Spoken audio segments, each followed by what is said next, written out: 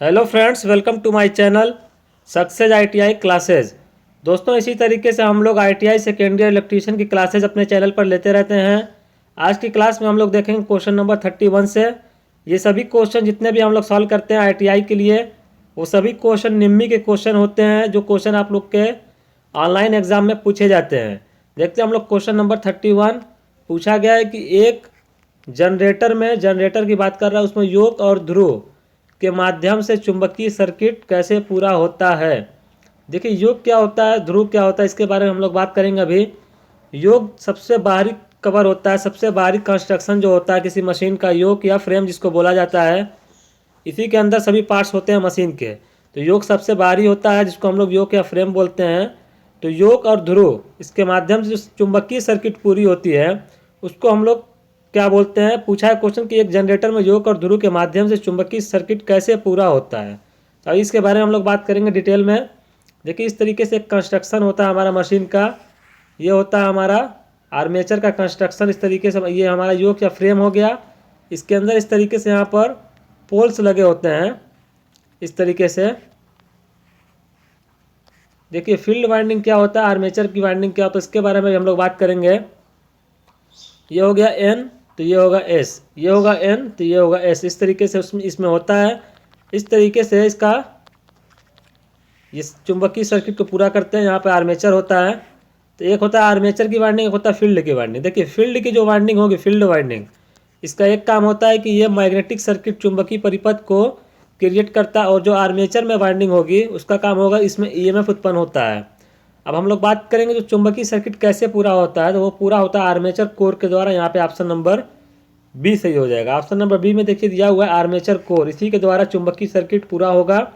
Option number B सही। अगला question देखिएगा, क्वेश्चन नंबर 32 में पूछा गया है डीसी शंट जनरेटर है, उसमें लोड बढ़ने पर टर्मिनल वोल्टेज कम क्यों हो जाता है।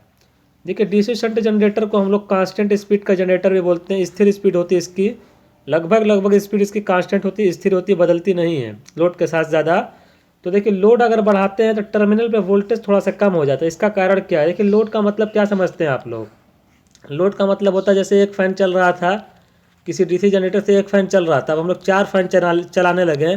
इसी को तो हम लोग बोलते हैं लोड। ये फ़ैन जो है ना, ये लोड है, बल्ब है, लोड है, तो इसी को लोड बोला जाता है। तो फ़ैन एक था, 4 चलाने लगे तो लोड बढ़ गया, तो टर्मिनल पे वोल्टेज कम हो गया। तो इसका रीज़न क्या है, इसको हम लोग को बताना है। तो आइए देखते हैं क्या रीज़न है। देखिए, ऑप्शन नंबर ए दिया हुआ आर्मेचर प्रतिक्रिया प्रभाव के कारण, आर्मेचर प्रतिरोध में वृद्धि के कारण, ब्रश वोल्टेज की वजह से गिरावट कम हो जाती है, शंट फील्ड प्रेरकत्व में वृद्धि के कारण।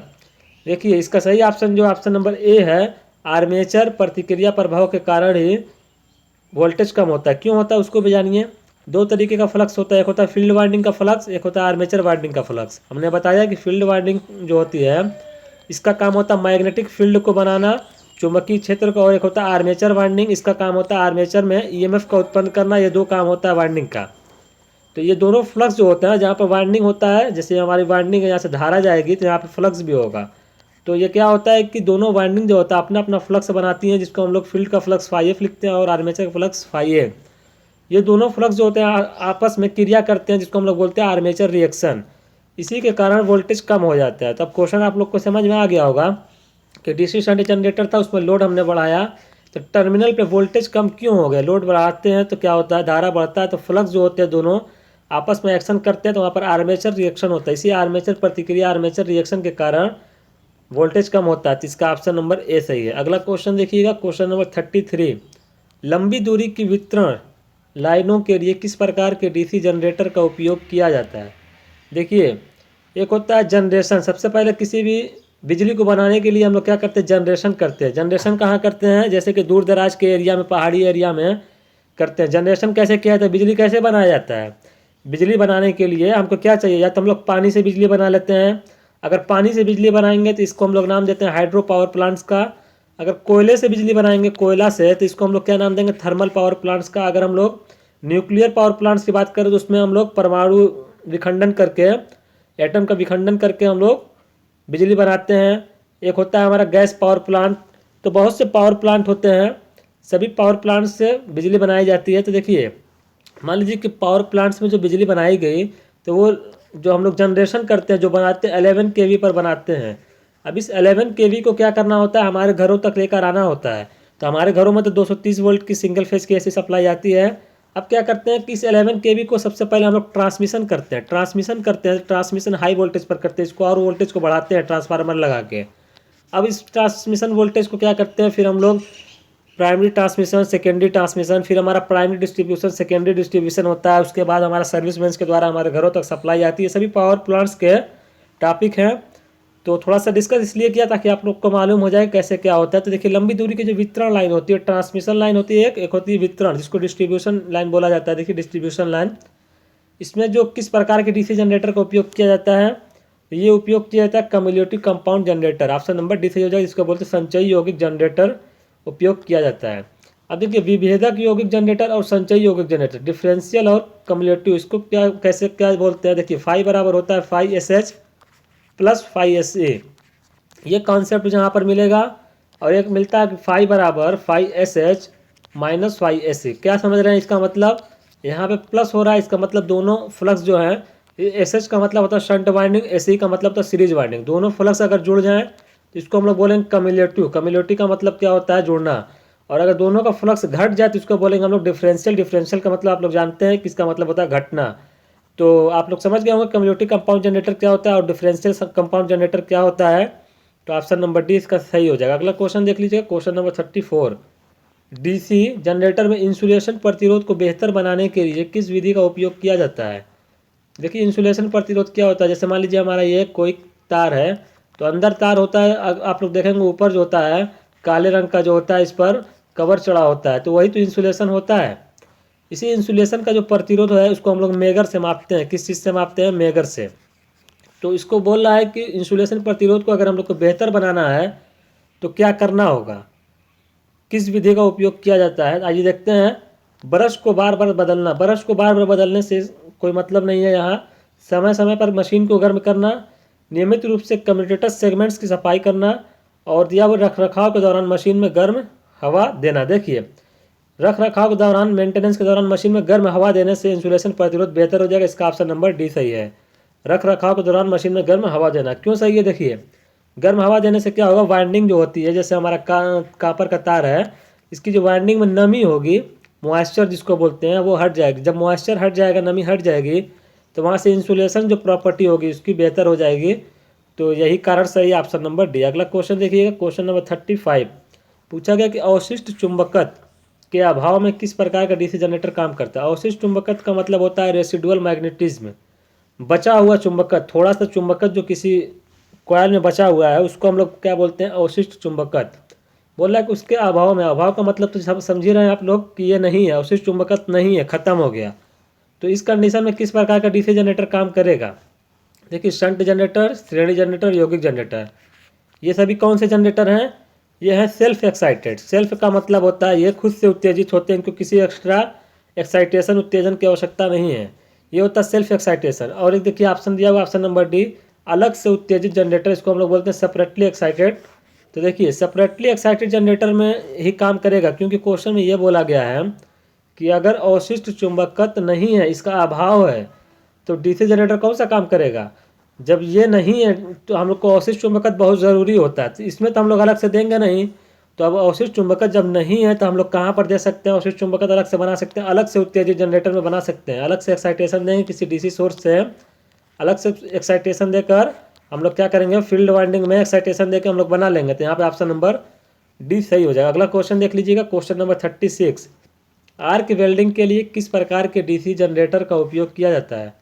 आर्क वेल्डिंग है ना, तो वेल्डिंग में हम लोग को धारा की मात्रा ज़्यादा चाहती है, धारा की मात्रा चाहते हैं हम लोग की ज़्यादा हो, तो उसके लिए जो उपयोग करते हैं हम लोग, वो उपयोग करते हैं डिफरेंशियल कंपाउंड जनरेटर, विभेदक यौगिक जनरेटर।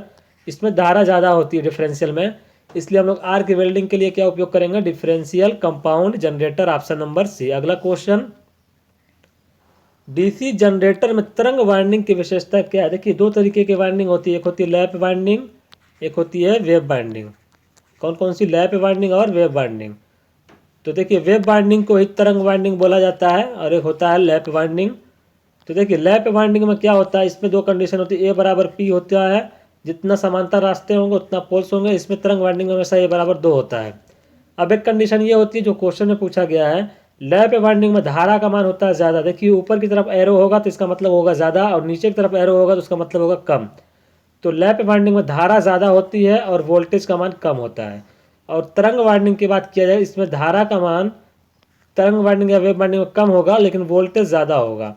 अब क्वेश्चन में यही पूछा है, तरंग वाइंडिंग की बात किया गया, इसकी विशेषता, तरंग वाइंडिंग का मतलब वेव वाइंडिंग, तो इसमें धारा कम चाहिए और वोल्टेज ज़्यादा हम लोग को मिलता है। तो आप देखते हैं धारा कम और वोल्टेज ज़्यादा कहाँ दिया हुआ है, कम धारा कम वोल्टेज, ये नहीं होगा। अब देखिए उच्च धारा कम वोल्टेज, कम धारा उच्च वोल्टेज, ऑप्शन नंबर सी सही हो जाएगा। धारा हमको कम मिल गई और वोल्टेज ज़्यादा मिल गया, यही तो ऑप्शन हमको चाहिए था। तो यहाँ पे ऑप्शन नंबर सी बिल्कुल सही है वेव बाइंडिंग के लिए। अगला क्वेश्चन देखिएगा, डीसी जनरेटर में कम्यूटेटर संयोजन में प्रयुक्त तार का उद्देश्य क्या है। देखिए कम्यूटेटर का संयोजन दर्शाया गया है।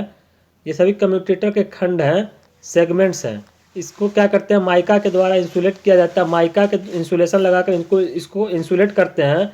और माइका का जो इंसुलेशन होता है, इसे इंसुलेट करने का ये जो हमारा तार दर्शाया गया प्रतिरोधी तार, इसी का उद्देश्य क्या होता है, इसी के बारे में हम लोग को बताना है। तो देखिए इसका क्या उद्देश्य है, कम्यूटेशन प्रोसेस क्या होता है। पूरा कम्यूटेटर जो होता है ये क्या करता है, एसी को डीसी में कन्वर्ट करता है। जैसे हमारा आर्मेचर जो होता है ना, डीसी मशीन में आप लोग पढ़ेंगे जब थ्योरी में, तो क्या होता है आर्मेचर में एसी बनती है, आर्मेचर में हमेशा एसी बनती है। इसी एसी को डीसी में कन्वर्ट करने के लिए कम्यूटेटर का उपयोग करते हैं।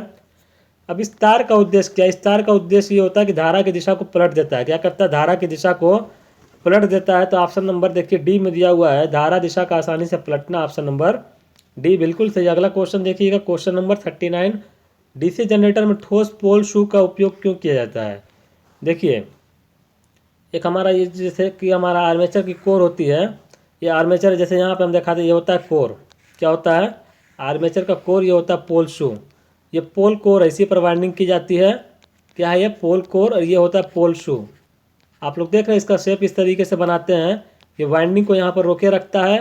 और इसका जो एरिया होता है इस तरीके से करने से बढ़ जाता है। एरिया बढ़ने से क्या होता है, रिलक्टेंस बढ़ जाता है। देखिए रिलक्टेंस एस बराबर होता है mu naught mu r l upon a. यहाँ पे देखिए एरिया ये होता है, इसको बढ़ाएंगे तो ये कम हो जाएगा, क्योंकि इन्वर्सली प्रोपोर्शनल है। ये बढ़ेगा तो ये कम होगा। इन्वर्सली प्रोपोर्शनल और डायरेक्टली प्रोपोर्शनल क्या होता है आप लोग को मालूम होगा। देखिए जैसे हमारा अगर यहाँ पे देखें एस जो है रिलक्टेंस, वो डायरेक्टली प्रोपोर्शनल, देखिए इसके सीध में डायरेक्ट म्यू नॉट या म्यू आर से, तो ये अगर बढ़ेगा तो ये भी बढ़ेगा, इसको बोलते हैं डायरेक्टली प्रोपोर्शनल। और एस जो है इन्वर्सली प्रोपोर्शनल, इस तरीके से। तो एरिया अगर बढ़ेगा तो ये घटेगा, ये होता है रिलेशन। हम लोग देखते हैं कि डायरेक्टली है कि इन्वर्सली है। तो यहाँ से अगर एरिया बढ़ा देंगे तो रिलक्टेंस कम हो जाएगा। अब देखिए जैसे आप लोग पढ़े होंगे इलेक्ट्रिकल सर्किट, एक होता है इलेक्ट्रिकल सर्किट, एक होता है मैग्नेटिक सर्किट, चुंबकीय सर्किट। इलेक्ट्रिकल सर्किट में आप लोग देखे होंगे धारा, और चुंबकीय सर्किट मैग्नेटिक सर्किट में आप लोग देखेंगे फ्लक्स। तो धारा को रोकता कौन है, प्रतिरोध, आप लोग को मालूम है। वैसे ही फ्लक्स को कौन रोकता है, रिलक्टेंस। तो हम लोग चाहते हैं कि रिलक्टेंस कम से कम हो ताकि ज़्यादा से ज़्यादा फ्लक्स जाए। यही कारण कि डीसी जनरेटर में ठोस पोल शू का उपयोग हम लोग करते हैं। पोल शू जिस शेप में बनाते हैं, क्यों बनाते हैं, चुंबकीय पथ के रिलक्टेंस को कम करने के लिए। ऑप्शन नंबर डी सही हो जाएगा। अगला क्वेश्चन देखिए, क्वेश्चन नंबर 40 में पूछा गया है कि बड़ी क्षमता के डीसी जनरेटर योक बनाने के लिए किस धातु का उपयोग किया जाता है। देखिए योक हमने बताया था क्वेश्चन में, क्वेश्चन नंबर फर्स्ट में इसके बारे में हमने बताया था कि जो बाहरी कंस्ट्रक्शन होता है इसी को हम लोग योक या फ्रेम बोलते हैं। इस तरीके से माउंट होता है ज़मीन पर, यहाँ पे होल्स बने होते हैं, ज़मीन में माउंट कर दिया जाता है इसको। इसी में हमारा पूरा कंस्ट्रक्शन होता है मशीन का। ये पोल्स होते हैं मशीन के, पी ये हमारा एन हो जाएगा, ये एस हो जाएगा, ये एन हो जाएगा, तो ये एस हो जाएगा। इस तरीके से हमारे कंस्ट्रक्शन होते हैं। दो मेन पोल जो दिए हुए इसके बीच में हम लोग एक लगाते हैं इंटरपोल, आर्मेचर रिएक्शन को कम करना होता है। तो ये सभी क्वेश्चन हम लोग डिस्कस कर चुके हैं। इससे पहले वाले क्वेश्चन में जो क्लासेज ली गई हैं, क्लास नंबर 1 और क्लास नंबर 2, उसमें हमने डिस्कस किया था। जो लोग नहीं देखे हैं वो क्लासेज जाकर हमारे चैनल पर देख लें, प्लेलिस्ट बनी हुई है। आप लोग को लिंक भी दे देंगे प्लेलिस्ट का वीडियो के डिस्क्रिप्शन में, आप लोग देख लीजिएगा। देखिए योग बनाने के लिए धातु जो उपयोग करते हैं, इस योग को बनाने के लिए अगर छोटी क्षमता की मशीन होगी तो हम लोग कास्ट आयरन का उपयोग करते हैं या ढलवा लोहा। लेकिन यहाँ पे एक कंडीशन दे दिया कि बड़ी क्षमता की मशीन है, लार्ज कैपेसिटी की, तो वहाँ पर हम लोग उपयोग करेंगे rolled steel, option number D.